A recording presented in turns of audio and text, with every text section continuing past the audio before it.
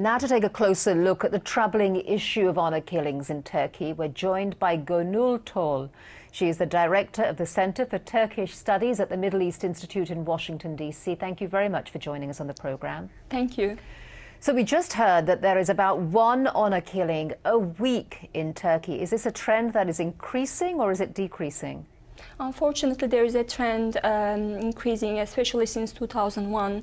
The number of honor killings in Turkey increased to 250. What are some of the societal origins behind the practice of honor killings in Turkey?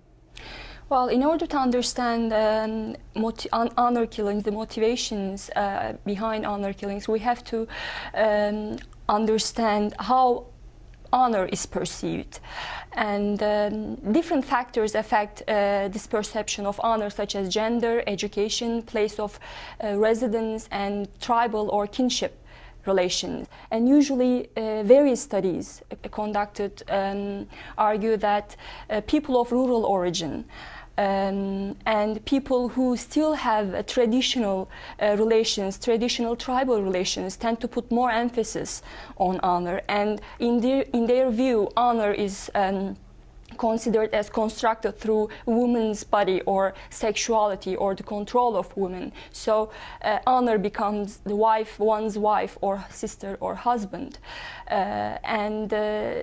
When honor is perceived in that way, then woman becomes not a person or an individual, but more as a material thing. And how are the people who carry out honor killings treated by the law? There are some amendments that have been made in Turkey recently, actually.